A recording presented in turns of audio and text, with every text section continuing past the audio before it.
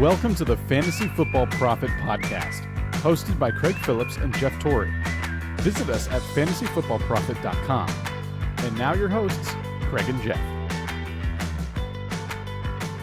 Welcome everyone to the Fantasy Football Profit Podcast. I'm Craig Phillips, joined as always by Jeff Torrey. And today we're going to talk a little week one waiver wire. So we just want to throw out some names that you might have you might have a spot at the end of the bench. Maybe you have a person that went to IR and you have an open spot, or maybe there's just, I don't know, you had an injury to Dobbins or ETN and you still have that bench spot. And there's just some guys that are interesting, or I'll say interesting. I don't know if there's any like sure things here, but we just want to throw out some names. So I posted a list on Instagram the other day of just some guys that I'm kind of interested in. So Jeff, we get your thoughts on some of this. So actually my number one on that list was Randre Stevenson. I love this pick for the Patriots. I know you're a Harris guy, but I think Stevenson, if Stevenson were to get a shot, I feel like he could play well. He looked good in preseason. And this is what you do at this time of the year. You throw these guys at the end of your bench, hoping, okay, let's see what happens week one. Because the Patriots are one of those teams that you truly don't know, right? You just don't know how that running back situation is going to play out. And maybe Stevenson has a bigger role than anybody's anticipating at this point. So Stevenson to me is like one of my favorite pickups right now to get. And I say we usually only go pickups usually about 40% and under. Stevenson's currently 19.1% rostered. So he's my top pick so far is Randre Stevenson. And this isn't going to be everyone's top pick, but for me, I love Stevenson. Yeah, I like the way they use him in the preseason. And there's a reason why he's only at 19%. I think that his upside is huge. I absolutely think that you can throw him on your bench and find out how they're going to use him. The fear for a lot of people, and that's why they didn't draft him originally, is Harris is going to get crack at the number one. He'll probably be goal line. And then, White will be the passing down, third down back. And where's that leave Stevenson kind of like to pick up whatever work hasn't been done. So, Patriots are kind of classic for that. They use a lot of different running backs, but that also means that at some point he probably will be useful, whether that just be bye weeks or whatnot. So, but in the preseason, he definitely showed that he has the talent to be a running back in the NFL, which I really, really like. So I do like that pick. All right. Some other names, the Jets running backs are, I guess, interesting to talk about. Michael Carter's he's had some injury concerns. We don't know what it's going to look like right now. It might be Tevin Coleman, Ty Johnson leading the backfield. Coleman's 19.7% owned. Ty Johnson's less than that. He's like 5.4% owned, I believe. I just looked it up. So those are guys that's the situation though with the Jets. If you have a couple guys that are running backs for the Jets, do you have anybody really? So if you're in a desperate pinch and you need somebody, maybe you look at Coleman this week, but we've seen Tevin Coleman enough, but you have to be pretty desperate to do that, I would say. Yeah, he's technically the number one right now, but we haven't really seen him run the ball in a very long time. So that's what worries me, but he's definitely worth, if you have the extra spots, there's no reason to leave him empty, right? If you're not going to use them, it's much better to grab these guys and find out. Then another running back to throw out there, Wayne Gallman, signed by the Falcons. There really isn't any other backs. Mike Davis. But after Mike Davis, it's now just Wayne Gallman. I'm not sold on Mike Davis. I've been not sold on him this entire preseason. They keep releasing all the backs. Wayne Gallman has actually looked decent in his opportunities in the NFL with the Giants. He was not a terrible running back. He was at least an average running back, right? He was at least James Robinson level running back, I would say. I mean, you put James Robinson in that role, and okay, maybe, I don't know. Maybe I'm going too harsh, but Wayne Gallman, if he got the opportunity with the Falcons, maybe it'd be okay. Or maybe it's just nothing like the Falcons running game was last year. So there's always that. But Wayne Gallman's interesting again. Bench spot, you can't get anybody else. Maybe you throw him on the end. So. Yeah. Once again, I like that. I think he even looked good in San Fran in the preseason. Right. He looks healthy right now. He looks good. He's probably going to be the number two there. And people forget, but he was New York last year, right? I mean, on a bad team, he scored touchdowns in like 5 straight games. He was very, very relevant for that middle portion of the season. So it all depends on, once again, how they use him. And Mike Davis, even though he did well, when McCaffrey went down last year, he's definitely not a lock for anything at the moment. Preseason hasn't shown us any of that yet. So I like this pick a lot. And I think he's going to be completely forgotten about. So Right. He's that guy you just throw there and no one else is looking for him as they're, trying to get more upside plays. So next up, we talk about Baltimore running backs. So another injury to Baltimore running backs. Justice Hill is now out for the year as well. So Dobbins is out. Justice Hill is out. So now their backs are obviously Gus Edwards as the top back. Right now, the number 2 is Tyson Williams. He's only owned in 20% of leagues. And Tyson Williams, if he gets to keep that second role, which was the former Gus Edwards role, it's a productive role. It's a role that you need to have this guy rostered. Gus Edwards needed to be rostered as the number 2. I think Tyson Williams would need to be rostered as the 2. Problem is they just signed Le'Veon Bell. What is he? I don't know. I don't know what Le'Veon Bell is anymore. Can he play at all? And would you, if you had that bench spot, would you throw Bell onto your team and just see what happens? Well, absolutely. I would. The question would be, would you rather have Bell or Tyson Williams if you only have one spot? That becomes a real problem, right? I don't know what Tyson Williams is. Well, and no one does. I mean, I don't know. That's the thing. No one has any idea. And the thing I do like about Le'Veon Bell, and I realized that he did not look good in the last couple of years. The thing I do like about him is you have a guy that has carried a huge workload in the past. He's a savvy player. He's good. He's kind of like, you can just put him in the Ravens offense and he's not going to hurt you. And as we've seen, every running back is able to rip off like 5-6 yards per carry last year. Will Le'Veon do that? Probably not. He's getting a little bit slow, but at the same time, it doesn't mean that he can't average 4.5 perhaps, and give a good value. So the question will be, do you trust Tyson Williams not to, block correctly? Do you trust him to not fumble the ball? There's a lot of things that could get him buried on the depth chart. And I guarantee you Le'Veon Bell will not do any of those things. So if he gets an opportunity, he's going to make the most of it. I don't know where he is physically anymore, but as the number 2 behind Gus Edwards, I would definitely be willing to take the shot at Le'Veon.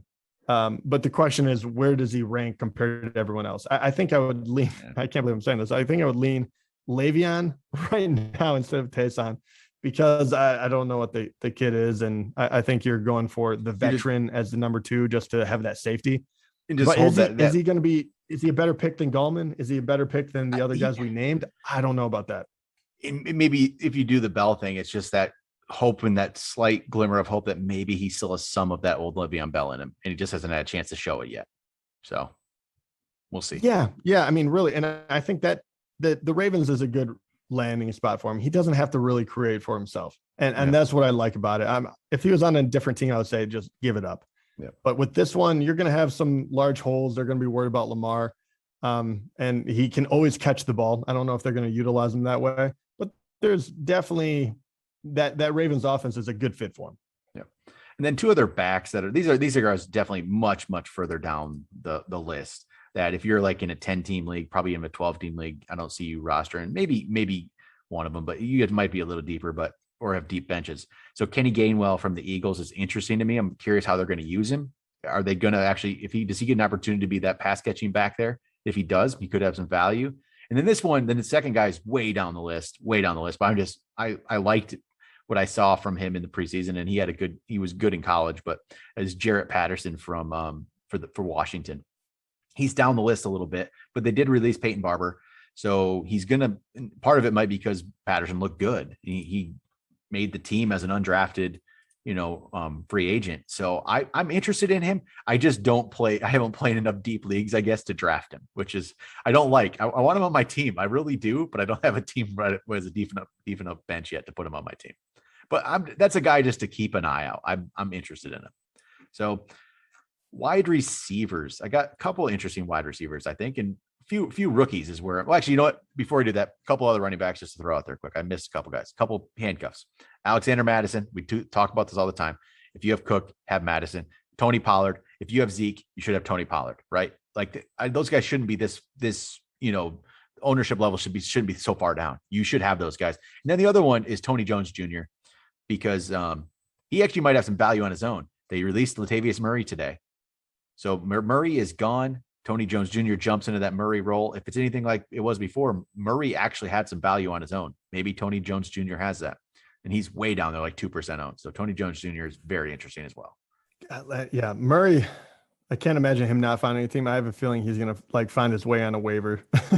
Show. He wouldn't take a pay cut. It wasn't like they necessarily wanted to cut him. He wouldn't take a pay cut, and they didn't want to pay him for that. So he'll find a team. He's good enough yet. But yeah, Tony Jones Jr. is interesting. I'm very surprised. Role. Like it.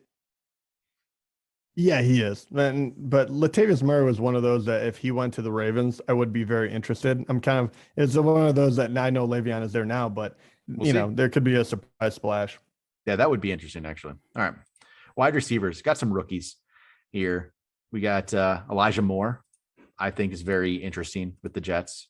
We have, I just like these rookies on the end of my bench, these rookie receivers, because you just don't know who's going to hit. Elijah Moore, to me, is an interesting one. Terrace Marshall from the Panthers is very interesting as well. And then if you go further down, Diami Brown. I love Diami Brown from Washington. Another one. I want to throw those kind of guys on my team and see if who's the real deal. I feel like you can't tell as much with wide receivers.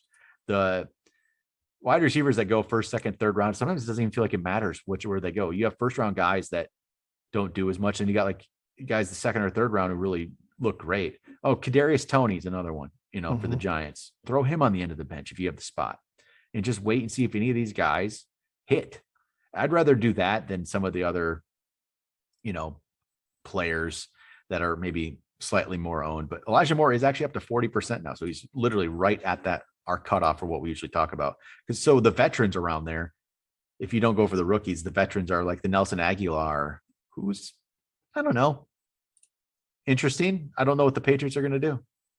So, but I don't know if you have any other wide receiver names out there. I think it's just, I like those rookies. Yeah, I agree with you on the rookies, especially Elijah Moore. There's something about the kid, and we haven't been able to watch him play yet, but he is, I think he could be really special, but that is there's a lot that has to go on for the Jets to be good enough for him to be, break through, but I like him a lot. And the other ones you talked about, Terrace Marshall and Tony are definitely guys that should get playing time right away. Another one that we talked about a little bit, but we didn't mention was Amon St. Brown. Yep. He's going to be on the line, so taper your expectations, but he should get a lot of playing time right away. So he has the availability to score quite a bit of points. And two guys that are a little bit older, but you might be able to find value in them is we don't know what Sammy Watkins is going to do on the Ravens yet. Kind of interesting. I don't expect a huge volume, but we'll find out. I have a feeling they're going to try to air it out a little bit more this year, because they got a little ground heavy, and you can't do that with Lamar and keep him healthy all year. And then the other one is Russell Gage. He's at 33%.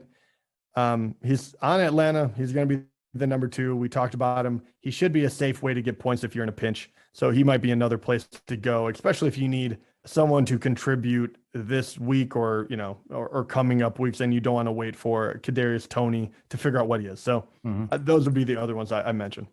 D. Eskridge, I think, is an interesting name with Seattle. I do love Eskridge, and I hope he doesn't break out. I mean, I do hope he breaks out week 1, but he is way down there. There's a ton of other guys. Mm-hmm. Yeah, I guess it all comes down to where you would rank these guys. I think Elijah Moore would be like high on my list. He'd probably Elijah Moore and Terrace Marshall would be my tops. Yeah, sure. I really like those two. And then I would get really the rest, I think, are kind of what I don't know. Maybe St. Brown, just because of the potential opportunity. I mean, he has more opportunity probably than some of these others. It'd probably be him and Tony is a name. Like that's an interesting one. He's a name, but I don't trust the team. And I tell you, he's had different issues this preseason where he hasn't really had a chance. So we don't know if he's going to play much right away. I think Eskridge actually creeps up there pretty quickly, because if he is the number 3, like I think he could be, all it takes is one play, which he could easily do with that offense, especially them going, having the matchup they do. Mm-hmm. It could be one play and he scores a touchdown. Everyone wants him. So it gets really fuzzy because you don't want to miss out. So if you, here we go.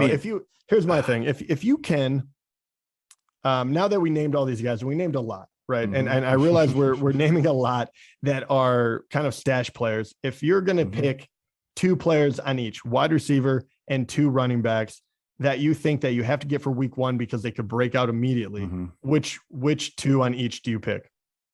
We'll see. I know my running back, my first running back is going to be Stevenson because I actually have him stashed on our roster. So that's for sure. Stevenson's there, and it's probably Gallman. It's probably Gallman because I'm interested to see how that plays. I don't trust Mike Davis. Wide receiver wise, so if it'd be Elijah Moore and Terrace Marshall for sure for me. If let's say they're gone because they're gone in a lot of leagues, right? Moore and Marshall. Those are the easy names. I think it's pretty simple. After that, I actually do have Diami Brown on one of our team. One of my same team, I have Stevenson. So that's my all upside team. So I would probably go. For me, it's Brown and oh man, this is so tough. I can see you going in either way. Amon-Ra St. Brown. I just don't know if he had. It's more just opportunity. Depends on what I'm looking for. Oh man, this is tough. I might just go Tony just because I feel like there's more potential, there's more talent there that it could work. And again, I'm not like risking much to not have, to put these guys on my team, obviously, but I'd probably go later on Brown and Tony for me with Stevenson and Gallman. And even if Stevenson, yeah, that's where I'm going. So well, at least I'm hoping Brown and Stevenson work out. It would do wonders for my fantasy team. Yeah. So one other name who's at a strong camp is Marquez Valdez Scantling. Are you going to buy into this again? MVS said he had a strong camp this year.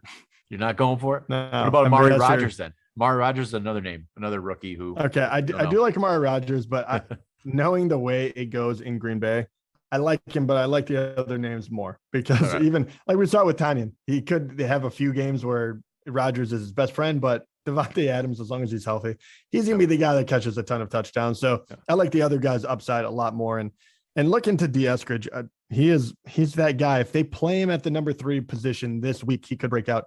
If they don't, then you wish you would have thrown Tony or whoever on the bench. So I think I agree with your hierarchy and where you would rank him. Eskridge would be right under those guys. Yeah. So, all right, there we go. There's some early waiver pickups. We'll do that episode again right after week 1. I can't wait. We're almost here.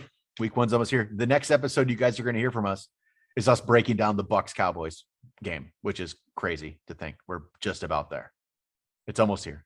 So it's NFL season. I'm excited. So we'll see what happens, but that'll do it for this one. Talk to you guys next time.